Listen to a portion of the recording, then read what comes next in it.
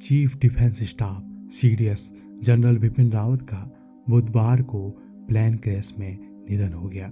वे Mi-17V5 helicopter से सुलूर के ऊटी की ओर जा रहे थे, तभी नीलगिरी के जंगलों में हादसा हो गया, जिसमें सीडीएस जनरल बिपिन रावत और उनके परिवार के सदस्य और कर्मचारी सवार थे। उन्हें भारतीय वायुसेना ने और उनकी पत्नी मधुलिका रावत और 11 अन्य लोगों के साथ मृत घोषित कर दिया। हालांकि बिपिन रावत पहले भी एक हादसे में शिकार हो चुके हैं, लेकिन उस वक्त उन्होंने मौत को भी मात दे दी थी। उस वक्त बिपिन रावत लेफ्टिनेंट जनरल थे और फौज की नागालैंड के दीमापुर में मौजूद 3rd कोर के हेडक्वार्टर के चीफ पद पर तैनात थे। 3 फरवरी 2015 को अपने चीता हेलीकॉप्टर में सवार होकर निकले थे, लेकिन कुछ ऊंचाई पर जाते ही उनके हेलीकॉप्टर का कंट्रोल खो गया और हेलीकॉप्टर क्रैश हो गया था। इस हादसे में बिपिन रावत बाल बाल बचे थे।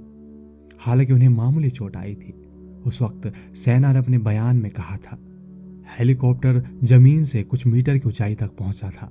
इस दौरान सिंगल इंजन के इस हेलीकॉप्टर में कुछ गड़बड़ी आ गई थी।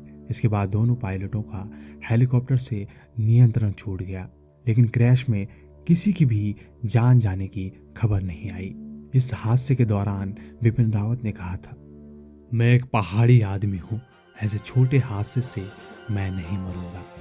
जनरल बिपिन रावत भारत के पहले रक्षा प्रमुख या चीफ डिफेंस स्टाफ सीडीएस थे। उन्होंने 1 जनवरी 2020 को रक्षा प्रमुख का पदभार ग्रहण किया। इससे पूर्व वो भारतीय थल सेना के प्रमुख थे। सीडीएस बिपिन रावत 31 दिसंबर 2016 से 31 दिसंबर 2019 तक थल सेना अध्यक्ष के पद पर रहे। सेना में उनकी शुरुआत धारदार रही। फौज में रहने के लंबे वक्त के दौरान जनरल रावत को सेना के प्रमुख सम्मानों से नवाजा जा चुका है।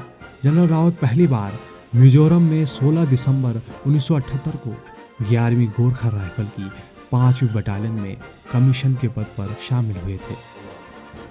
उनका कहना था, हम जानते हैं कि संघर्ष केवल परिणाम होता है, जो जीत है। जंग का एक ही उसूल है, वो है जीत। मैं आपको विश्वास दिलाता हूं कि हम इसे हर कीमत पर पूरा करेंगे। जनरल रावत का जन्म उत्तराखंड के पौड़ी गढ़वाल जिले में राजपूत परिवार में हुआ था। ये रावत हैं जो गढ़वाल के उत्तराखंड के राजपूत की शाखा है। जनरल रावत की माताजी परमार वंश से हैं। इनके पूर्वज मायापुर हरिद्वार से आकर गढ़वाल के परसई गांव में बसने के कारण परसारा रावत कहलाए। आपको बता दें, रावत एक मिलिट्री टाइटल है जो विभिन्न राजपूत शासकों को उनके आदम्य साहस पर दिए गए थे। इनके पिता लेफ्टिनेंट जनरल लक्ष्मण सिंह रावत जी, जो सेना से लेफ्टिनेंट जनरल के पद से सेवानिवृत्त हुए। 16 दिसंबर 1978 को सीडीएस बिपिन रावत को 11 गोरखा राइफल की 5वीं बटालियन में नियुक्त किया गया था, जो उनके पिता लक्ष्मण सिंह जी रावत की यूनिट थी। 1 सितंबर 2016 को इन्होंने सेना के उप प्रमुख का पद संभाला और 31 दिसंबर 2016 को सेना चीफ के पद पर नियुक्त हुए। उनकी कार्यकुशलता और बॉर्डर इलाकों में तजुर्बे की दक्षता को देखते हुए भारत सरकार ने जनरल रावत को 1 जनवरी 2020 को तीनों सेना का प्रमुख यानी chief of defence staff CDS बनाया। इतना ही नहीं, इन्होंने आतंकवादी रोधी अभियानों का संचालन करते हुए करीब 10 साल बिताए और मेजर से लेकर वर्तमान सीडीएस तक विभिन्न सेवाओं में काम किया। साल 1962 में चीन से जंग के दौरान जनरल रावत ने बहादुरी का परिचय देते हुए मेघमोहन रेखा पर गतिरोध को लेकर पहले टकराव में चीनी सेना से लोहा लिया और बहादुरी से उन्हें रोके रखा। बतौर मेजर उन्होंने जम्मू कश्मीर जैसे अशांत इलाके में शांति कायम करने के लिए कंपनी की कमान संभाली। जब उन्हें कर्नल के तौर पर जिम्मेदारी सौंपी गई तो किबूद में वास्तविक नियंत्रण रेखा LAC के अलावा पूर्वी सेक्टर पर 5वीं बटालियन 11 गोरखा राइफल्स की कमान संभाली। ब्रिगेडियर के पद पर पदोन्नत होने के बाद उन्होंने शोपोर में राष्ट्रीय राइफल के 5 सेक्टर कांगो लोकतांत्रिक गणराज्य मोनास्को में अध्ययनरत 4 मिशन में बहुराष्ट्रीय ब्रिगेड की कमान संभाली, जहां उन्हें 2 बार फोर्स कमांडर की पोस्ट से सम्मानित किया गया। जनरल बिपिन रावत ने उरी में 19वीं इन्फेंट्री डिवीजन के जनरल ऑफिसर कमांडिंग के रूप में पदभार संभाला।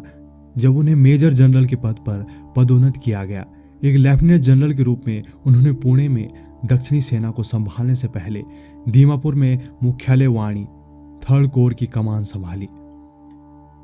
सेना कमांडर ग्रेड में पदोन्नत होने के बाद उन्होंने दक्षिणी कमान के general officer commanding in chief का पद ग्रहण किया। थोड़े समय के कार्यकाल के बाद उन्होंने vice chief of army staff के पद पर पदोन्नत किया। 17 दिसंबर 2016 को भारत सरकार द्वारा उन्हें 27वें सेनाध्यक्ष के रूप में नियुक्त किया गया। 31 दिसंबर 2016 को उन्होंने पदभार ग्रहण किया। उन्होंने भारतीय सेना के लिए चीफ ऑफ स्टाफ कमेटी के 57वें अंतिम अध्यक्ष के रूप में भी कार्य किया। 19 दिसंबर 2021 को पहले सीडीएस के रूप में नियुक्त किया गया। 1 जनवरी 2020 को उन्होंने पदभार ग्रहण किया। एजुकेशन: देहरादून में कैब्रिन हॉल स्कूल, शिमला में सेंट एडवर्ड स्कूल और भारतीय सैन्य अकादमी देहरादून से शिक्षा ली, जहां उन्हें सोल्ड ऑफ ऑनर दिया गया। आपको बता दें, इस सम्मान उन क्रेडिट को मिलता है जिसने एकेडमी में अपनी ट्रेनिंग के दौरान उम्दा परफॉर्मेंस दी हो, और यही तो थी जनरल बिपिन रावत की पहचान। वह फोर्ट लीवनवर्थ यूएसए में Defence Services Staff College Wellington Higher Command Course के स्नातक भी थे। उन्होंने मद्रास विश्वविद्यालय से डिफेंस स्टडीज में एमफिल, प्रबंधक में डिप्लोमा, कंप्यूटर स्टडीज में डिप्लोमा किया है। 2011 में उन्हें सैन्य मीडिया सामरिक अध्ययनों पर अनुसंधान के लिए चौधरी चरण सिंह विश्वविद्यालय मेरठ द्वारा डायरेक्टरेट ऑफ फिलॉसफी से सम्मानित किया गया। वे देश के पहले ऐसे अधिकारी हैं जिन्हें देश का पहला सीडीएस अधिकारी यानी चीफ ऑफ डिफेंस स्टाफ बनाया गया। इससे पहले यह पद आज तक किसी को नहीं मिला। विमान दुर्घटना में मृत्यु: 8 दिसंबर 2021 को तमिलनाडु में कुन्नूर के पास के भारतीय वायुसेना का एक हेलीकॉप्टर Mi-17V5 हेलीकॉप्टर रक्षा प्रमुख जनरल बिपिन रावत के साथ दुर्घटनाग्रस्त हो गया। लगभग 63 वर्ष की आयु में इस दुर्घटना में उनकी मृत्यु हो गई। दुर्घटना में शामिल 14 में से 13 लोगों की मौत की पुष्टि की गई। इस हेलीकॉप्टर ने कोयम्बटूर में शेलूर IAF स्टेशन से उड़ान भरी थी और यह रक्षा प्रमुख को लेकर वेलिंगटन सैन्य एकेडमी जा रहा था। जनरल बिपिन रावत ने भारत में ही नहीं बल्कि अंतर्राष्ट्रीय स्तर पर अपने कर्तव्यों का पालन किया है। जो हांगकांग के UN मिशन का हिस्सा थे, उस समय एक बहुत बड़ा हादसा हुआ था। जनरल बिपिन रावत ने समय रहते अपनी सतर्कता से 7000 लोगों की जान बचाई थी। PM मोदी ने जनरल रावत को याद कर ट्वीट किया है। भारत के पहले सीडीएस के रूप में जनरल रावत ने रक्षा सुधारों सहित हमारे सशस्त्र बलों से संबंधित विविध पहलुओं पर काम किया है। वह अपने साथ सेना में सेवा करने का एक समृद्ध अनुभव लेकर आए। भारत उनकी असाधारण सेवा को कभी नहीं भूल पाएगा।